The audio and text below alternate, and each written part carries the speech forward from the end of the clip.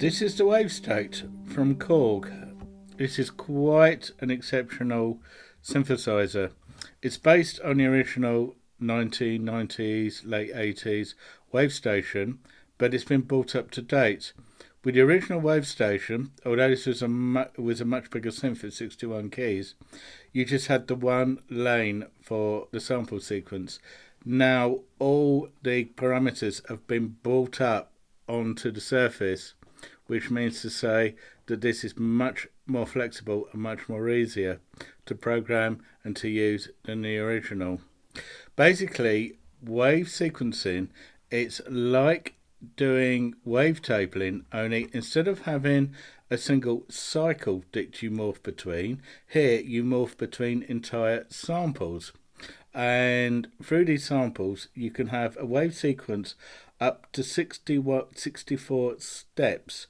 So you've got, on the front here, you've got 16 banks, 16 steps in a bank, and you've got 4 banks, and you can step through all of them. And not only do you have banks for the samples, you also have pitch as an entirely independent sequence. You have shape, you have gate, we have step sequence, of which we'll look at later, and we have timing. And then overall there is a master, and the master will allow you to modulate all these other lanes at the same time, so you can produce very, very complex patches. The unit itself comes with a huge number of presets to begin with. If you press the set list button here, they all appear on the buttons in front, and you've got 4 banks. One particular nice feature of this synth is when you change patches, it will morph between the 2 patches, so you won't get this cut between changing from one patch to another. For example, when I did the intro and we had this lovely pad sound, whilst I'm holding these keys down, if I change patch, it will still hold the old patch down until I introduce new keys, at which point the new keys are the sound of the new patch that we've changed to. This is particularly useful in a live situation, going from one sound to another. Okay, so to actually use this, there's 2 great things about this. It's brilliant for having these evolving patches, but it's also great for having rhythm patches as well. I'll explain later. The front of the panel is fairly straightforward. You've got this section here is the sequencer lanes. This section here, these 8 knobs are user assignable. It's a bit misleading in that you'll say there's a knob marked master, a knob marked timing, a knob marked sample, etc. But these are only suggestions. These do not come pre-aligned to anything except for when they've been set up in the preset patches that come with it. They're all freely assignable. Over here you've got a filter, and immediately you've got these several different types. You've got the Poly 6 filter emulation from the Korg Poly 6. You've got the MS-20 filter emulation, and I have an MS-20 myself, so I can actually say that it's fairly realistic. You've got a high pass filter, and then you've got more, and on these more options they give you all sorts of other possibilities, from two-pole band pass to band reject, low pass, high pass, and then you've got all the 4-pole options, and there's even a multi-filter at the end. The knobs themselves are fairly standard. You've got a cutoff, resonance, the amount the envelope will affect, and an output level at the end. Down here with the other envelopes, you've got 4 main ones. You've got the filter envelope, your amp envelope, a pitch envelope which can be useful, and the vector envelope that becomes really useful with a joystick and the vector synthesis. About vector synthesis, with this instrument you have 4 layers, so you can have 4 layers of wave sequencing sounds. You can also have as many layers of static multi-sample patches, and you can mix and match. So for example, you could have 2 layers of wave sequences and 2 layers of multi-sample patches. and you can select between them. So this instrument itself is actually very useful. You can use it just simply playing multi-sample patches, and you've got a huge number of them from all various pianos, zithers, strings, plucked instruments, wind instruments, vocals. There's a huge selection of sounds in here. And of course you can use it at the same time as a wave sequencer and have each of these samples being sequenced. So all in all, this makes this actually a very, very flexible instrument. Each layer has its own effects. Now with the pre-effects you have modulations and you have delay, and then there's the master delay and master reverb, which affects all 4 layers at the same time. You can mix between all 4 layers with the joystick, so layer A, layer B, layer C and layer D, and you can free mix between all of those. That's really useful in the fact that you haven't got to pre-design what levels your layers are going to be on. You can leave that free and just simply move the joystick in a live situation or even in your studio situation. The joystick itself is CCable, so if you don't want to actually wiggle this manually in your studio, you can easily assign Ableton or Reaper or any of your DAW to actually control this remotely. And that makes it very, very useful. There's an arpeggiator in it. Tap tempo does what it does with all other synthesizers. And obviously the clock you can assign to being automatic. So if it receives a clock via MIDI or USB, it will sequence to that. Or you can set it to manual only, so you can set it to either receive clock input or use internal clock. It's quite flexible in that respect. Wave sequencing itself is really very, very unique. I'll now go into it. To create a new sequence, you can go to Perform and you go to Performances. The overall patches, by the way, are known as performances, and the individual layers become known as wave sequences. As a result of that, if we then scroll back to Initialize, so in selecting it Performance to make a new patch, you can select some preset wave sequences already in here.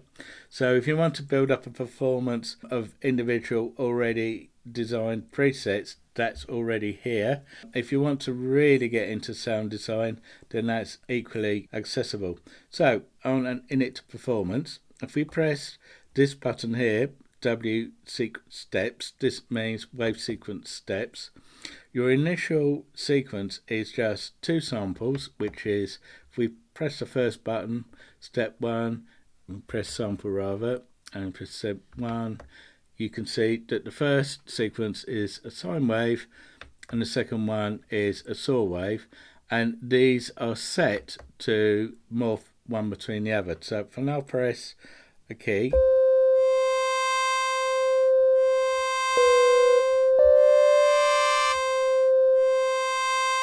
you can hear that going on. The great way of changing this is if you now go down with the arrow buttons to the actual sample itself and you hold that button down, you can just simply work your way through with the value knob, and you can see that there are lots and lots and lots of samples in here. There's 60 odd gigabytes of them. So to make that much easier, if you press Shift and Page Plus, this page opens up and you can scroll through the categories. So if we scroll down, let's say we look at, let's find something quite nice. The vocal sounds in this are really quite good. So if we select vocal and press enter, we've got choirs going, making various different sounds. We've got whispers, we've got some vowel sounds in here, and there's all sorts of other variations on this. So if we, let's take a choir going ah, and we press enter, that first step now will be, as you can hear. So if we go back to the sample, if we press the sample button again, you can see on the sample lane the start and the end loop. And what this means is, and you use these knobs to control this, That's where the sample sequence will start, and that's where the sample sequence will end. At the moment, by default, there's only 2 in there. What you need to do is add as many steps as you need, and then you can control the end with this knob here, as you can see. Repeats, you can have it so it will infinitely repeat, so after it's come to the end of the wave sequence, it will just simply start over. There are other options for that. You can have it so that it will only repeat so many times, and then after that the note will actually stop. So at the moment I'll just keep it as infinite. The pitch lane affects the sample map, so you can use this as a step sequencer by selecting the pitch lane and giving each of these samples different pitches, and we'll look at that a bit later on. But for now, let's build up some interesting sequences. So the way to do this is, at the moment we've got the lane, we've got it on sample. What we now need to do, we need to step through this page. And there's lots of different options here, as you can see. Now, the last page on all of these is the utility. What this utility page will do is you can cut, copy and paste steps much in the same way as you would on a computer, but also you can insert steps at any one point and also add steps to end. So we've got 2 samples, so if we add 6 steps, we will now have now have 8 steps. 1, 2, 3, 4, 5, 6, 7, 8. So a loop can begin here and it will end here. So at the moment we've got that there. We've got this wave chroma here. So we can change that. Oops. One of the things I would say about this is if you touch any of the knobs, it will immediately go to the page those knobs control. That actually makes it very fast for programming. The downside to that is it's very easy to suddenly find yourself on a very different page from what you've expected. So if I press the sample button again, that'll take us back to where we were. So on this page we can have, let's say we'll have something very, very different.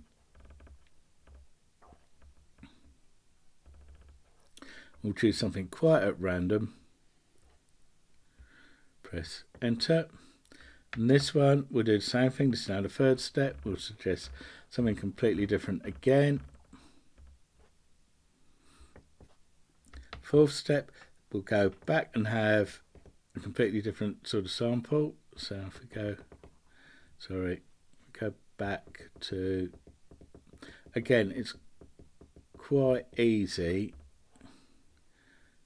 Shift and that. It's quite easy to get. We'll put some brass in here. Okay, it's a brass ensemble. Press enter. Okay, and we'll put some trombones in here.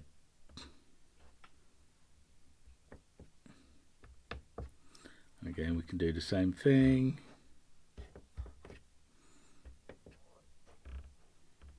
I'll put some woodwind in here.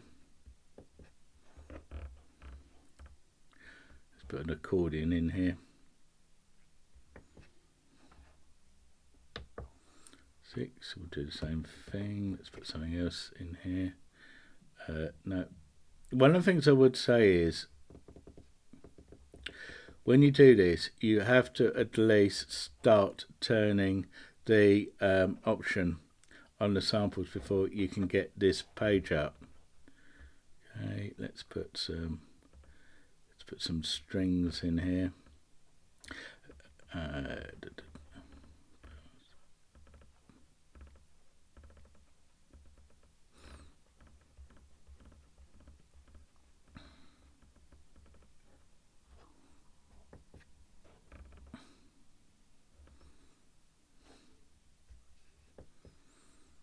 Number 7, we'll change that again. We'll put a square wave in here. And number 8, something completely random. We'll try. Let's go cartridge.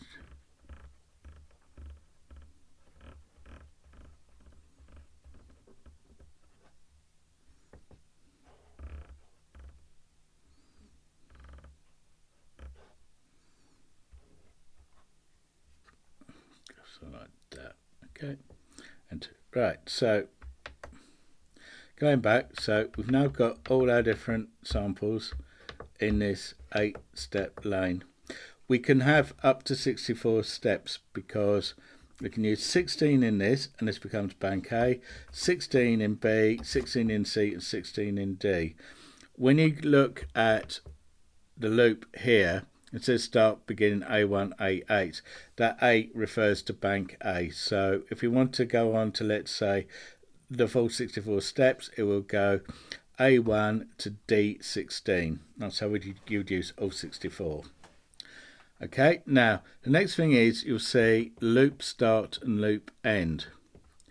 Now we then use this knob to control this. So we've got the loop start and loop end. Where this synth is very interesting is these numbers you can modulate with the LFO. So if you're into minimalism, you can have an awful lot of fun with this, which we'll look at later. Okay, so that's our sample lane, A1 to A8. So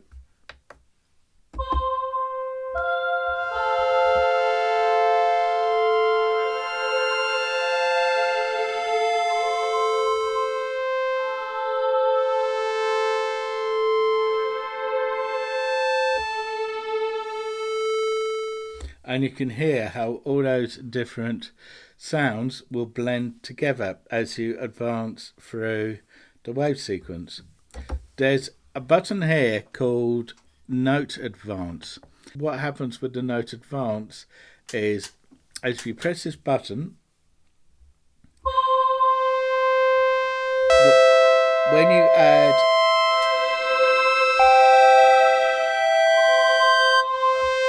you add your second and your third notes or whatever, this second and third notes will start where the sequence currently is at.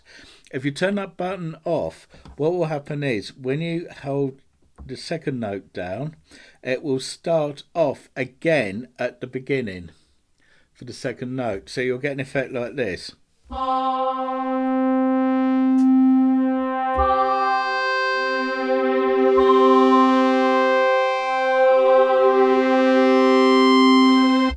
And that's quite a nice effect. So it will start at that vocal R each time you press a new key.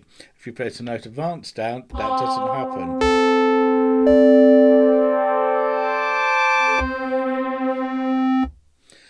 So immediately, just by doing that, it can sound like you're playing more than one keyboard at that particular moment. Very, very useful. Okay, so here we've got a nice evolving patch.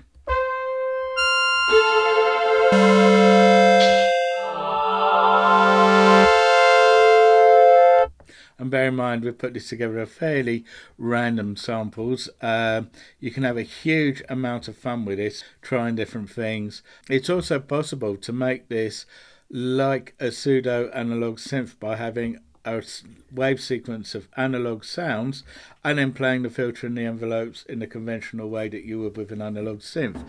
The difference being you'll get this evolving waveform, which you could do that with an analog modular system, but you'd need a lot of oscillators. If you're going to use 64 samples, and to do that in analog you would need 64 oscillators and a means of sequencing them. Possible but expensive.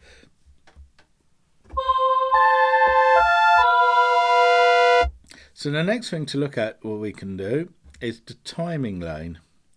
Now the timing lane will allow you to have timing note length on each one of these steps. So number one, we can have this in terms of time in terms of seconds, or we can have it as time in terms of metric meter. If we want metric meter, we press shift and timing, and you'll see this light comes on, and when you then look at the button, you will see the duration is in terms of a note length, and you can turn these to whatever notes you want. What I would say is, with the longer notes, be careful, because some of those samples are much shorter, sample the attack ones. And what can happen is, if you, let's say, select a semi-brief, you'll get the duration of the sample and then nothing until that semi-brief has expired. So you have to look at the time of what each sample can be. The way to do that is just experiment. So if we go back to having this by time, then what it will do is it'll give you this in time. So first sample will have us 1 second. Now, second sample, we can now go down to the timing section, and we'll make this much shorter. So we can make this, let's say, 0.2 of a second. Now, like the sample lane, you can produce a whole different length of different timings. Now, if we just have this, for example, as a 2-step lane, first note at 1 second, second note at 0.2 of a second, what will happen is the note durations will alternate over the 8 samples. So it will go long, short, long, short, long, short, long, short, etc. And it will sound like this.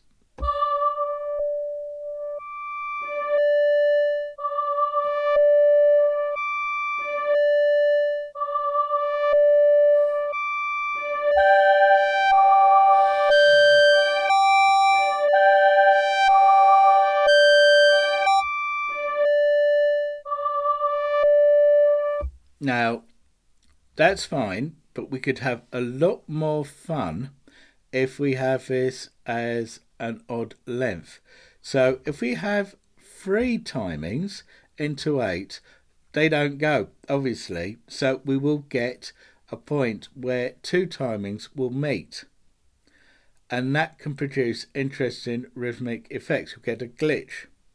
And in this case, we'll have quite a deliberate glitch. So if we use the same principle as we did with the sample lane, and we step through our possibilities, we've got add steps to end, just like the sample lane, and we'll take this down to 1. So we'll now have 3 steps. Press enter. We now have 3 steps of timing.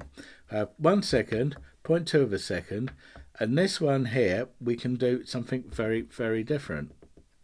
So let's have some fun. Let's put this up. Oops. Again, it's very easy to knock a knob and have an effect.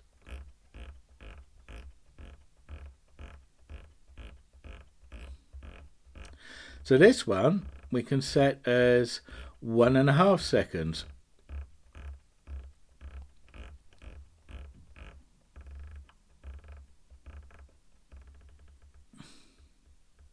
So now in terms of timing, we'll have long, short and longer. And this timing lane will just simply step through these 3 steps. As we go through the 8 sequences, we'll have long, short, longer, long, short, longer, long, short, longer, longer, long, short. And you'll get some very, very interesting effects. This is it. So one of the things we do have to do is make sure our end time is now 3. So we'll start from 1, go through to 3.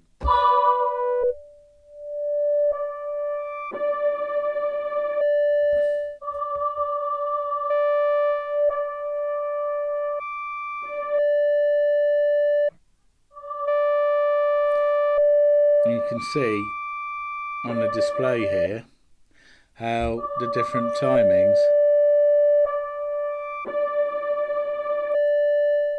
affect the transition of the notes. One other thing to mention here is you've got a loop mode button. By default, the loop will go from the beginning through to the end. This option here will go both ways. So it'll go to the end and then it will reverse back to the beginning. And this option will just simply work the whole thing in reverse. So you've got the three options to choose from there. Pitch, what this will do, this will change the pitch of the samples relative to the key you're holding down. So in order to do that, you select the pitch button and we'll say this one transpose 0 semitones, so we leave this knob as it is. This one here, A2, we can now, let's say we transpose this up.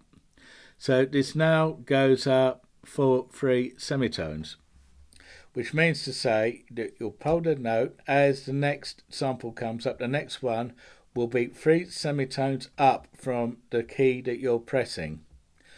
Now, like the other lanes, you've got the option of having as many steps as you want. You've got the loop start and the loop end. So if you just have a 2-step loop, for example, then what will happen is the pitch will alternate between the roots notes that you're holding down and the transposition.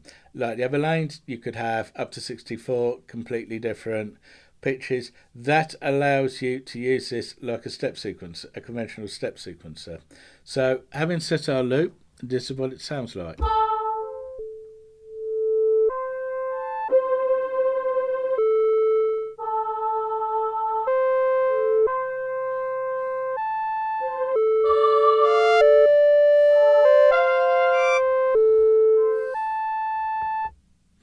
And you can go on like this.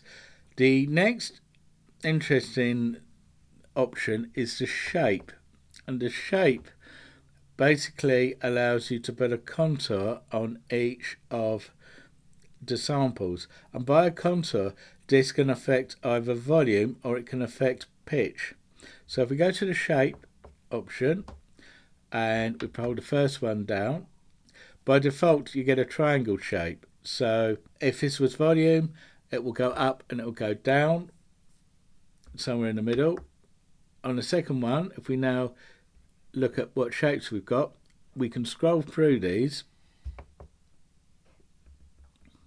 and see that you've got a whole of options. You've got sines, you've got saw down, you've got a saw up, you've got exponential up and down, you've got log downs and log ups, so which means to say that you get short attack and long input. You've got various pulse options. You've got an ADSR shape, fast, medium and slow, which you can add. If we say, let's say something like, put an ADSR on, for example, ADSR fast, what will happen is, if we select this to do volume, that will then affect purely the volume of each one. So if we say, scroll down here and we say shape controls volume, turn that on, we'll get an effect like this. So we've got 2 steps, we've got triangle and we've got an ADSR, and we'll now have this as an effect.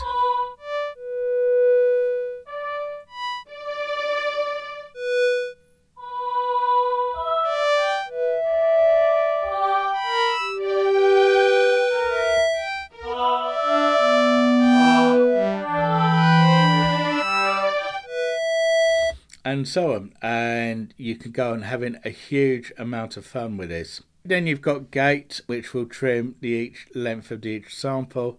You've got a step sequencer. This doesn't work as you might think it would when you first see it. What this is really is more like a motion sequencer. That on each of these steps you can have different filter settings, you can have different effects settings, you can do all sorts of things, but the step sequencer here is really a modulation lane. It won't work as you think it might. To get a pitched step sequence running, the thing to do would be to use a pitched lane. One other thing that makes this really, really interesting is, we go back to the timing lane, is that we've got a crossfade. Now if you turn the crossfade off, it then won't morph between the lanes, you'll get your individual samples. So if you want to put together a rhythm track with percussion, and there's a lot of percussion sounds in here, this is a great way of making a rhythm track. As you can see, without any crossfade,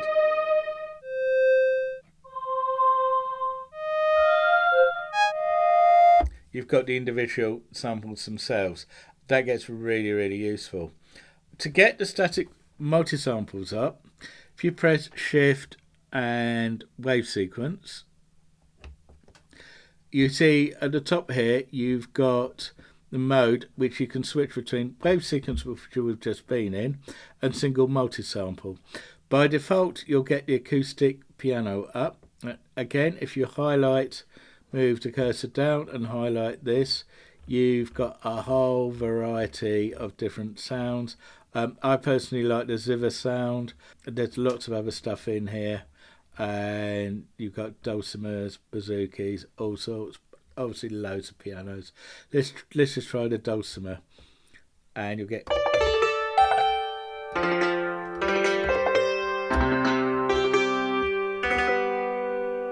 Add some effects to that, and you can have all sorts of interesting things. And then you've got all the other layers to put various wave sequences on at the same time, and you can mix between all of them. It's got a lovely arpeggiator in it, which I'll demonstrate. And you've got all the usual options for an arpeggiator. What you don't really have is a means of having a latch button on the front panel. You can do it with a shift. If you hold the arpeggiator down, you can latch it by holding shift and pressing the arpeggiator button again. But doing that live, you can't really do, because if you wanted to hold a chord down live, you've got to keep one hand holding that chord shape and then press shift and arpeggiator. That really needs another arm to do that. It will hold down a sustain pedal. You can push the latch pedal down and the sustain pedal will hold the arpeggiation. But to be honest with you, a simple standalone latch button would be a lot more convenient. If you're playing a gig in the heat of the moment, you fancy holding that arpeggiation down, it'd be very nice just to have the single button go donk, and then you can change shape and do all sorts of other things. But there you go. In terms of knobs, envelopes, everything in here, the modulation possibilities in this are amazing.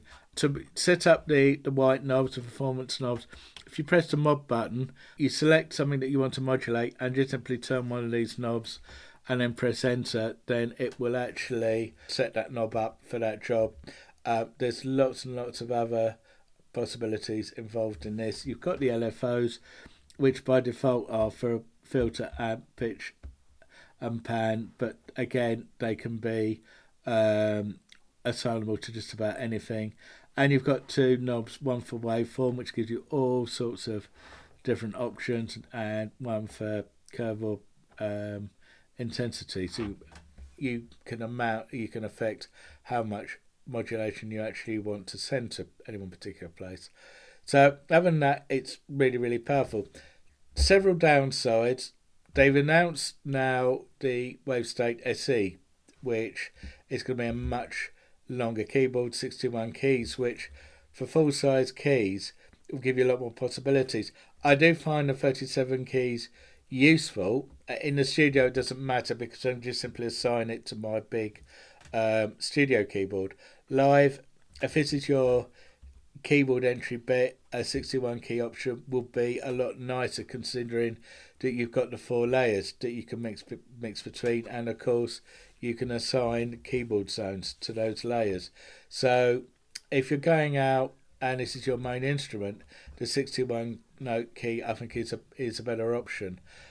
In terms of software, they've now managed to get the sample librarian working for this again. Windows 10 apparently broke it when they first started working on it. There was a legacy sample library. That's now up and running again, but it only really allows you to save and back up your own performances and what the factory presets are.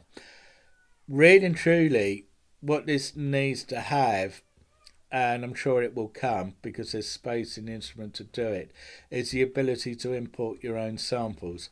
That's its one downside at the moment, and I think at the next firmware update, that's got to be pretty much the top of everybody's list.